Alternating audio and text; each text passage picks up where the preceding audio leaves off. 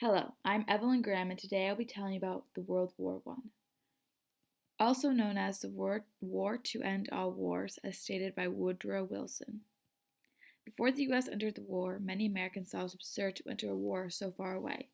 As the war occurred in Europe, many Americans felt there was no reason to join a war that is 3,000 miles away. The U.S. was not in any direct danger, and there was little concern about the overall outcome of the war. Also, involvement in the war would be quite expensive. Some Americans, especially those of European descent, supported specific countries. In August of 1914, President Woodrow Wilson declared United States neutrality in the war.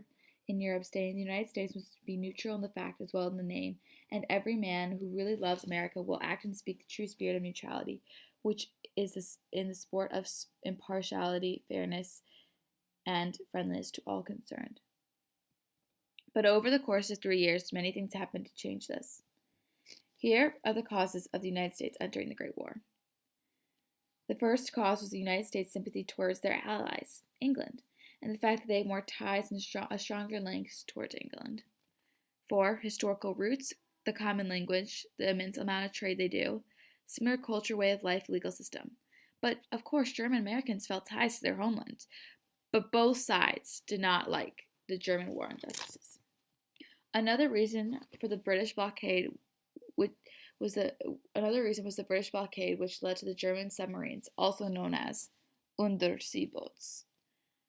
It all started with the British blockade on all German ports. This led to American ships carrying goods to Germany not being able to deliver, which led to a loss of profit for them, which made the war for the first time affect the U.S. in not a good way.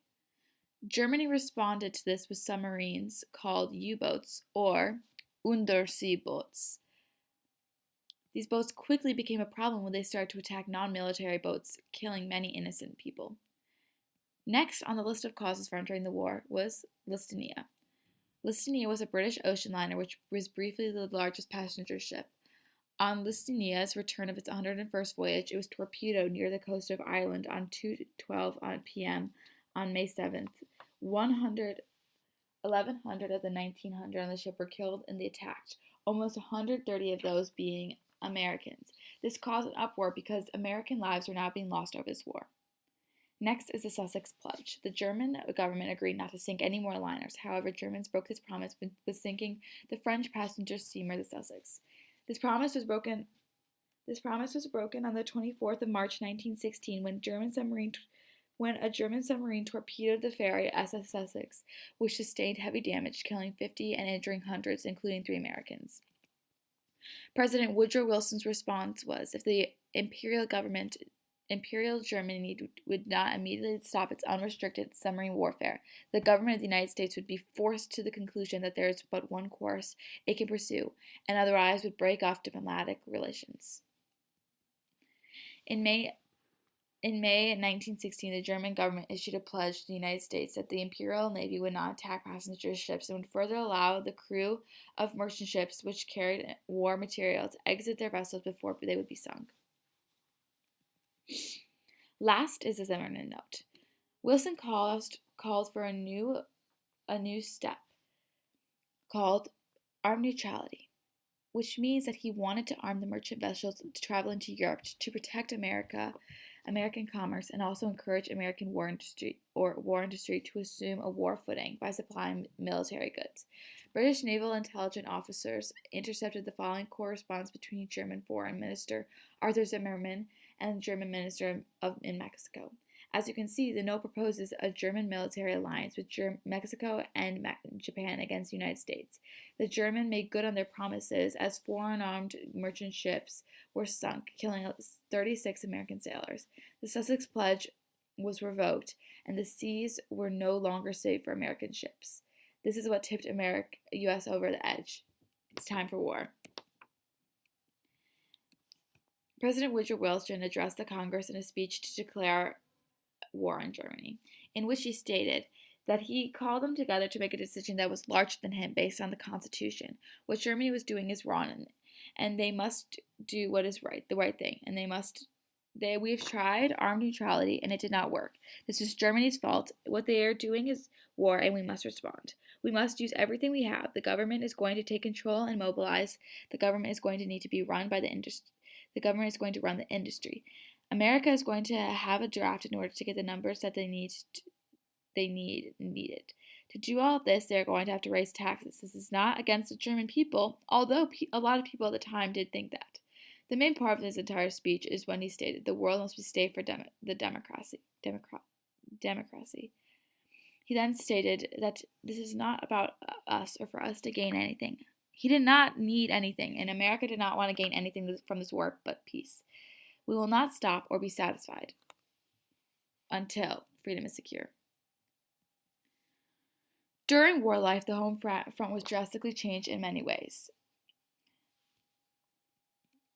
Before American soldiers were able to fight in the war, U.S. had to get troops and supplies for them to get back to Europe, This costed a fortune for the country. To raise this money, government took greater control over the economy. They fixed prices, regulated certain war-related industries. The War Industries Board was a United States government agency established in July 28, 1917, during World War I to coordinate purchase of war supplies between War Department and the Navy Department. They encouraged companies to use mass production ways to increase efficiency and eliminate waste, and told companies what they needed to produce in order to help the war effort. They also established price controls. All of these led to an industry production increase by 20%. The mobilization of the war immensely affected the average American citizen's day-to-day life. It was realized that a lot of steel is being used every year to make women's corsets, which caused them to encourage women to give up their corsets because of the metal used, which could be used for war supplies, in which the women complied. It was also that the food will win the war, which encouraged citizens to save food by making victory gardens to make food for the men overseas. It was a common and patriotic thing to do, and that many Americans took part in, taking part of meatless Mondays and wheatless Wednesdays. People would limit the use of electricity to save coal. Also, income taxes were implemented to pay for the war, as well as taxes on tobacco, liquor, and luxury goods. Liberty bonds were also a common thing for the average citizen to purchase. Liberty bonds helped provide a large portion of the fund for the war. During World War I, it was clearly seen that the rights of American citizens were being limited. Everyone was supposed to support the war, which was limiting the rights of freedom of speech for the Americans. German Americans were being scrutinized and had their loyalty commonly questioned. German American literature was also not used in schools. This led to attacks and even terrorization on German Americans. Also, William Harding, the governor of Iowa, said that conversation in public places should be in English. This clearly goes against everything America stands for. The Espionage Act was enacted during this time. Its purpose was to make it illegal to write or speak of anything critical of American involvement with war. It allowed newspapers and magazines to be banned if they had anything that went against the war. The Sedition Act went into place. It made it a federal offense to be disloyal. It also made it a crime to willfully utter, print, write, or publish anything disloyal, profane, scurrilous, or abusive language about the form of the government of the United States.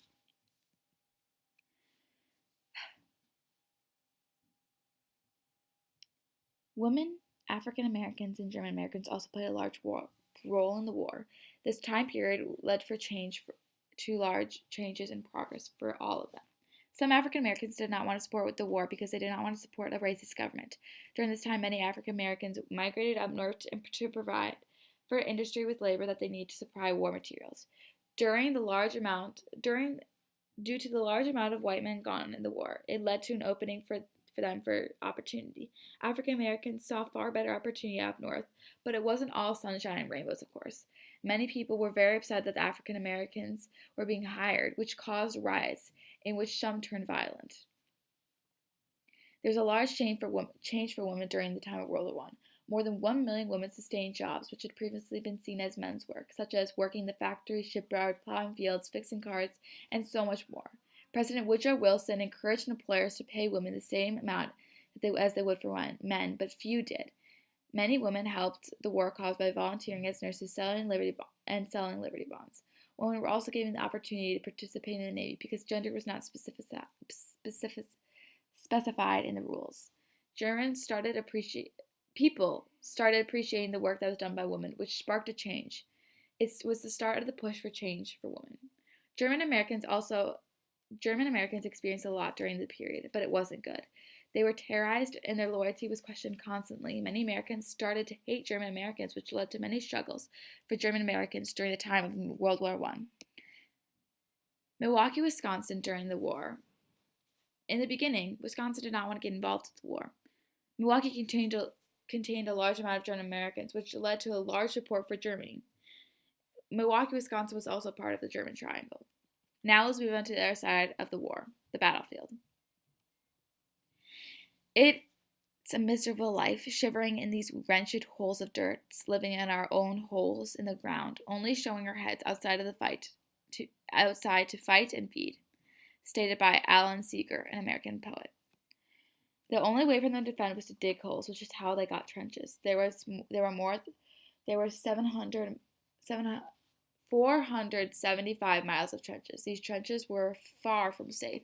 You would live your days in constant fear, and had to live through the daily hell of the constant booming of the bombs and guns. Nonstop war was surrounding you 24/7. The trenches were not pleasant. They were filled with bugs, rats, and disease. Food was awful and appalling. You had the constant fear of your life on the daily basis. It was 40 days of unremitting hell. In fact, the comparison is hardly fair to hell, was stated by a World War I soldier. Then the war was ended. After the end of the war, President Woodrow Wilson did a speech in which he addressed the causes of the war, specific boundary changes to help historically established nationalities, the League of Nations, an international peacekeeping organization. It was all stated in a speech titled Wilson's 14 Points. There was a Paris Peace Conference in January of 1819, which was the meeting of all the countries involved in the war, excluding Germany and Russia. The Treaty of Versailles was when they created. The Treaty of Versailles was created, which included BRAT. The B in BRAT stands for blame. Germany had to acknowledge the war was their fault. This knocked down the morale of the country down. The R stands for reparations. Germany had to pay for the war to England and France because American was wanted, nor was looking for any gain from this except for peace. So they did not need any reparations for the war. This knocked down Germany's economy. A stood for army. Germany's army was stripped to the bare minimum. Last, the T stands for territory. Parts of Germany went to France, and all of Europe was rejoined with 90 nations. In the treaty, the League of Nations was included, but America was not a part of this. America made its own separate peace treaty with Germany. I made this documentary to shine light upon World War I and its importance and relevance to today. World War I led to major change for women's rights and civil rights. It led to the changes that were more than necessary, but this did not come without cost. Many American soldiers died on the battlefield for our country. There's nothing we can do or say that will fully repay for what they did for our country. There is currently only one memorial for World War I and the soldiers that fought and risked their lives for our freedoms of the country. This will soon be changed by the installment of the memorial in Washington, D.C. Thank you so much for giving your time to listen to the very important World War I and its effect on our nation today.